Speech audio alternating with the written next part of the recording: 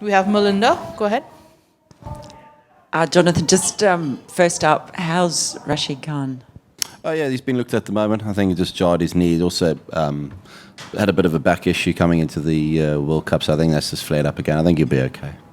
So you think he'll be okay? Yeah, hopefully. Well, we don't know about that, but hopefully no serious injuries, what I'm trying to say. Thank goodness. Afghanistan are now out of contention for the semi-finals, but how do you reflect on this campaign at this stage? I'd say there have been some good parts and there have been some really average parts where we haven't got things right. We seem to be able to get ourselves into positions but then not utilise them and actually then kick on with the batting. So we're against England in this game.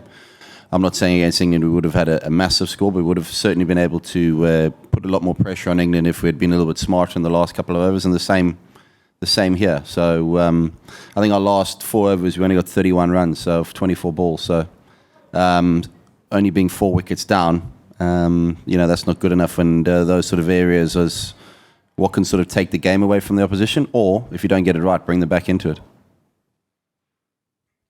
Coach, what differently would you have advised your team to do going into this game with Sri Lanka today? Sorry? What did you think that your team executed as you all planned coming into this game versus Sri Lanka today? Or do you think that you were a few runs short? Yeah, we're definitely a few runs short. We certainly left a few out there. When your last over goes for 3 runs, you certainly feel like you've left a few out there. So we could have done a lot better with the bat. We got into position to kick on, and we didn't utilise a short boundary anywhere near enough. So work to be done, and big game against Australia in Adelaide. Just on that game, Australia themselves have got a few injury worries. Do you sort of look at that? Do you wonder if you'll be playing the same side? Does it not matter to you at all? I think whatever outfit Australia put out is always going to be strong. Let's not get that, or let's not kid ourselves. So they got a strong squad, so it's always going to be a tough match but at a fantastic ground. So hopefully we can dust ourselves down. Travel on to Adelaide tomorrow, have a good practice on Thursday, and get ready for what's going to be a tough game. Is Rashid someone that, if he's not able to play, you can draw on his experiences both in Adelaide, playing T20 cricket, and also the Australian players? Yeah, for sure. I think, but a case of a lot of players, the likes of Mujib and Nabi, and have played against the Australian players before. I think yesteryears, perhaps when nothing was perhaps known of players. Nowadays, there's so much analytics of the game and analysis of things. But also various franchises now, players get to play with various players or against them quite often. So, so it's hopefully going to be a good game, and we know the areas we need to improve at.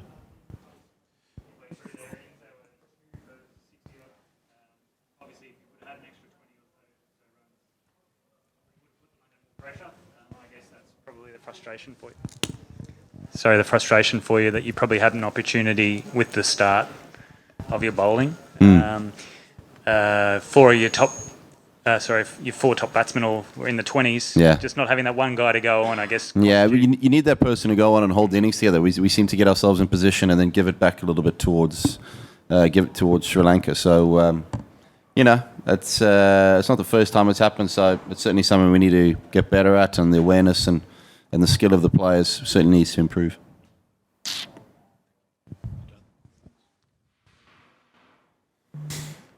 I know you can't do anything about the weather. Is it just a relief to actually play a game of cricket and let the cricket do the talking rather than the rain? Yeah, for sure. I think that's a great point. Just get out there and play at a historic ground like this for the guys is always good. Obviously, the result would have been nice to have been a little bit different, but nobody likes to continuously train and practice. They always want to go out there and play and see themselves improving and push themselves against the best players in the world. So, that's why we're here, and we're hoping to pick up a few wins. We've got an opportunity on Friday, and that'll be great. You alluded to it, just training and training and training. How hard has it been to kind of get to this point where you actually get the players up for a game rather than the frustration of the last couple? I don't think it's having to get the players up. We saw they're very very keen to play today and very motivated to play and do well. So it's about winning those key little moments, which we didn't do today, unfortunately. And credit to Sri Lanka. I thought they managed that run chase pretty well, and what was put pressure back onto our players. There's certainly things we could have done differently with the ball and try and make it a bit more difficult for Sri Lanka, but. Hopefully we'll learn from that and, keep in the memory bank for Friday, but also, in the future, the players learning under pressure like this and what's the best option to go to with regards to bowling and also getting your field right in the right areas on these types of fields that are big square and pretty short straight on one side.